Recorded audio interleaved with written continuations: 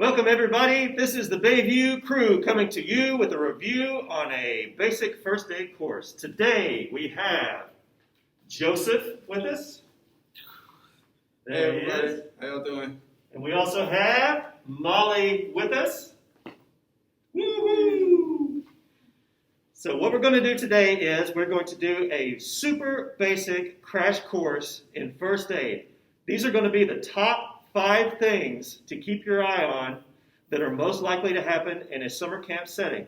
That's going to be choking, cuts and grazes, burns, heat exhaustion, and possible head and neck injuries.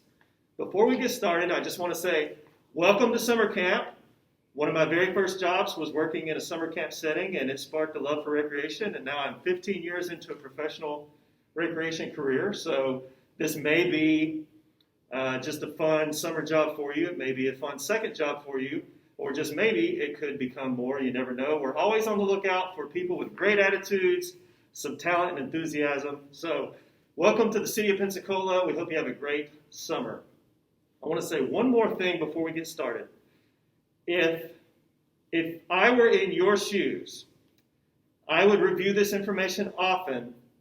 And I would even potentially, especially if you're a younger person or this is one of your early jobs, I highly recommend signing up for a basic first aid and CPR class through Red Cross or somewhere else. You can throw that on your resume. It makes you more valuable as an employee, and it's a great bonus and peace of mind for the people that you'll be caring for. So without further ado, let's jump into our basic first aid.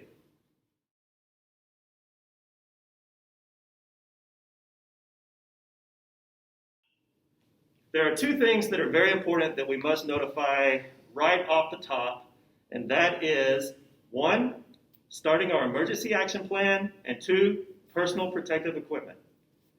In a non-emergency situation, we want to stay with the child, begin administering first aid, and send for somebody else to go notify the supervisor immediately. Obviously, if it is an emergency situation, we want to stay with the child and send somebody to contact 911 immediately and then go notify the supervisor. So that 911 call has got to come early as soon as there are signs of an emergency. The second thing is, before we assist or provide any first aid, we always must protect ourselves with our personal protective equipment. We're going to put on our gloves. It is vitally important to remember that any sort of blood, mucus, secretion, any bodily liquid can be potentially harmful to you, carry diseases, and so you must absolutely protect yourself at all times and never render first aid or touch somebody that you're helping without your personal protective equipment. So, non-emergency situation, notifying supervisor. Emergency situation, notifying 911 and then supervisor, always wearing our gloves before assisting.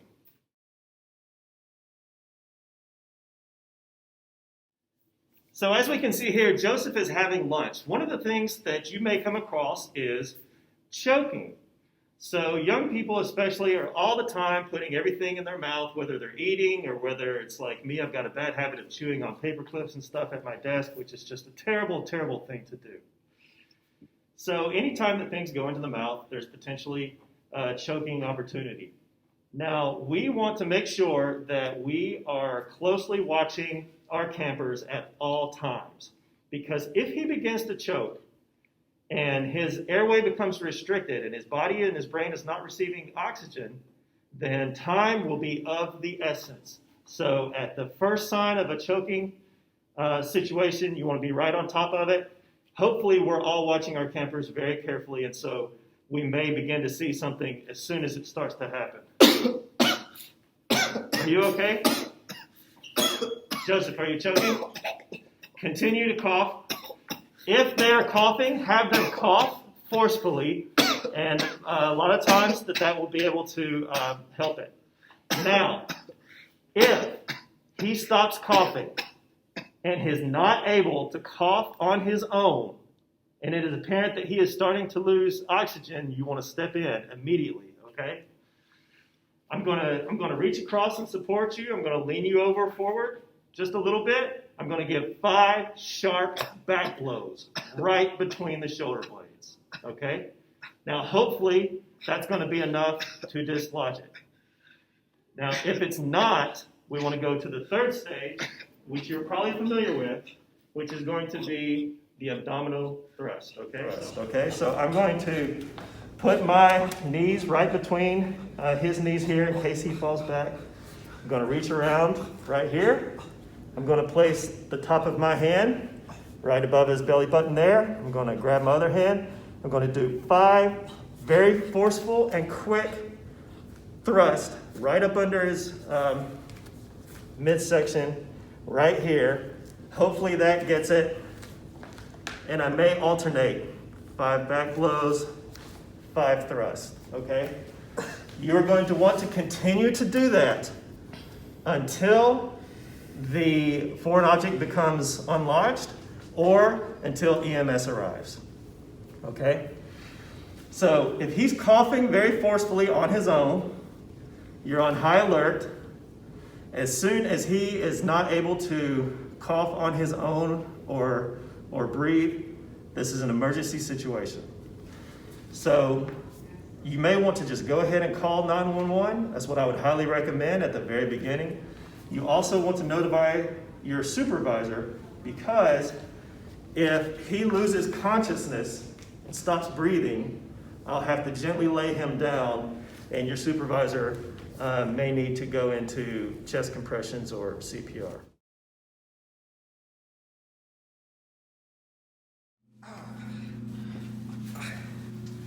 Oh no! Joseph has a cut or graze, which is something that very well could happen to you and your summer campers.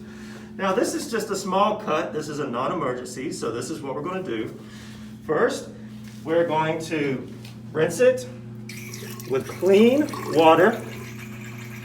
And so you're going to wash all of the debris away from it. Now conventional wisdom says, to use an alcohol wipe or hydrogen peroxide or something. You actually do not need to do that. You do not want to do that. Those are very, very harsh and can actually cause some harm. So as long as it's a simple cut, you just want to wash it out and make sure that there's no debris or anything in the wound like that, okay? Once you do that, you'll simply take a clean cloth and you'll very carefully pat it dry, just to make sure that the bandage is going to stick and that it's safe and there's nothing on there. And then you're simply going to apply the bandage over it. Now when he gets home, he'll want to wash it with soap and water every day and change his bandage and things like that. You may want to put a little ointment on it, that's okay. Now, if it's a larger cut and you need something more than a bandage, you will have gauze pads and some wrapping tape in your first aid kit. A lot of people get intimidated by this, but it's very simple. This is all you need to know. Everybody has seen a Band-Aid. It's got the little pad part in the middle and the sticky part that holds it on. That's all this is. You're making your own Band-Aid. You've got the little pad part in the middle, and this is the sticky part that's going to keep it on. I know that sounds like common sense, but when you're panicking and there is a lot of blood and things like that, people don't think. So if this was large, we would do the same thing. We would rinse it, make sure it was clear of debris. We would dry it with a clean cloth. We would put the pad over it, and we would use the gauze to wrap it, okay? Now, if it is a deep gash or clearly an emergency situation, okay, you're going to want to contact 911. You'll do the same steps. You will take your gauze and your pads. You will put it over and you will apply pressure until the bleeding stops. Now, this may soak through quickly. You don't remove this. You just keep applying gauze on top of it, okay? And then you will hold it. You can elevate it. It helps to stop the bleeding. You'll hold the pressure on there until it stops bleeding. If the bleeding stops, then you can apply a clean gauze and wrap it up. But you want to apply the pressure, elevate it until the emergency services arrive. Simple, basic burns. This is going to be similar to a small cut. So Joseph has burned his hand right here, okay? So what we're going to do is we are going to run it under cool water. We can do this for up to 10 minutes. After about that time, if it's just a small burn, the pain should start to go away. What we can do at that point is we can take a very cool wet rag. We can place it very gently, loosely on the burn until the pain goes away. Once the pain begins to subside, you would very carefully dry that off and wrap it in a very loose bandage, just so that nothing irritates the burn. You don't want it tight on the burn, obviously. You don't want it loose enough to where it moves around and rubs against the burn, obviously. Okay, so you just want it so that it's on there nice and doesn't agitate the burn anymore. Now, if it is a more serious burn, if it is a chemical or an electrical burn, that's an emergency situation. You need to call 911 immediately, okay? If the burn is over a significant amount of his body, a good rule of thumb is if the burn is on his arm or anywhere on his body, if it's bigger than the size of his hand, then that's going to be an emergency situation you just want to go ahead and call. A couple of things to watch out for is if he burns his hand, you want to remove all the loose clothing, get it away. If there is clothing or anything else stuck to the burn, you never want to peel that off or remove it. You do not want to break open any blisters, none of that, okay? So that's an emergency situation, 911 immediately.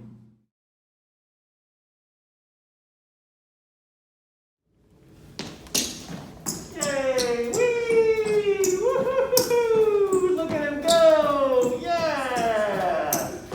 Look at him go. You okay? He doesn't feel so good. One thing you gotta know about Joseph is when he plays, he goes hard. Now, sometimes it'll be really hot. They may be having such a good time. They're not taking care of themselves. Your campers may experience heat exhaustion, okay? So if he starts to become unwell, cold, clammy skin, excessive sweating, a little nausea, headache, dizziness, those are some signs of some heat exhaustion, okay? So this is one of the easier things to treat, but one also the most important, okay? Because if your body loses enough water and salt, it may become hot and have a hard time regulating itself. So what I'm going to want to do is immediately get him into the shade, or preferably inside somewhere cool. I'm going to have him lay down right here so that he takes it nice and easy, relax. I might put something nice and soft under his head. I don't have anything right now. And it also helps, if you can, to elevate the feet a little bit there. That's a little high, but a slight elevation, okay? What we're going to do is we just want to get those fluids back into him, okay? So just normal water will be absolutely fine. A sports drink would be great if you have one, okay? So we're going to encourage him to relax, take it easy. We're going to keep him cool. We're going to give him some drinks. This is not an emergency situation right now. However, after about 30 minutes, if he is unable to drink, if he is not getting better and getting worse, showing signs of dizziness, confusion, vomiting, nausea, things like that, then it's becoming an emergency. That'll be a 911 call, okay? So it's very important to do everything you can to keep him calm and cool and relaxed, and just monitor to make sure that his situation does not get worse.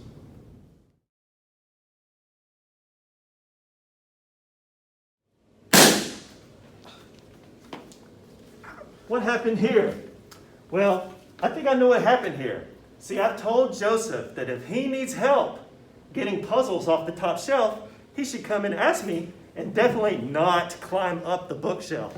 But it looks like Joseph did not want to come ask for help, and he just wanted to climb up, and now he is in a pile of puzzle pieces. How sad. So, if you suspect a head or neck injury, one of the most important things is they must remain where they are.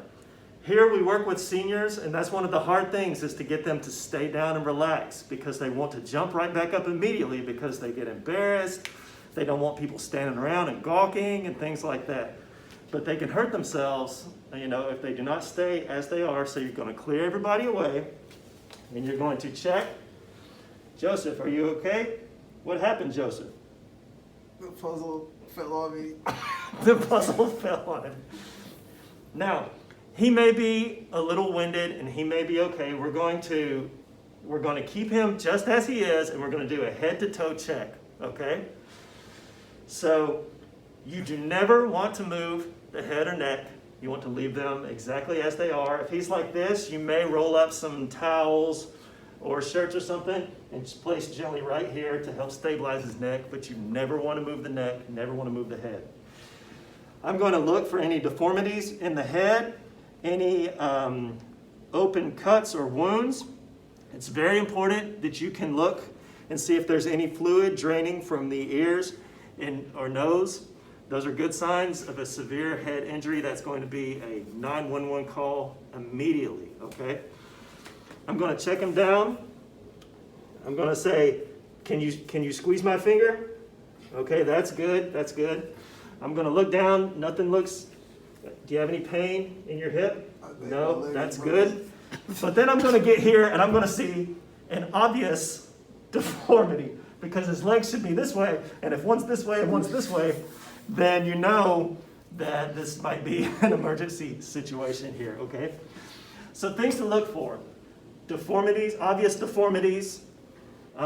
If he is not able to move his hands, legs, any of his extremities, any injuries to the head, any liquid from the nose, the ears, things like that. These are all 911 emergencies right away. You would try to keep him as stable as possible. Never move them unless he's in immediate danger, okay? And call 911 right away. Now, if it's a severe injury to the head or the spinal cord, it is also possible that he may go into a seizure, okay? If he goes into a seizure, you would treat it the same as any other seizure. You would not hold him down. You would not restrict his movements. You would just clear the area, keep him safe as possible, and if you can, note the time of the seizure. They'll want to know that when they arrive on scene. So this has been your crash course, quick review of a very, very basic first aid session. Your supervisor will be meeting with you to review this material as well as information such as how to activate the emergency action plan at your location, the locations of your first aid kits, and the contents inside. I would highly recommend checking this out and being ready and prepared at the beginning of each camp day. And we will be here to answer any questions that you need. Feel free to contact your supervisor at any time. And we hope that you have a great summer. Stay safe, stay healthy, stay happy.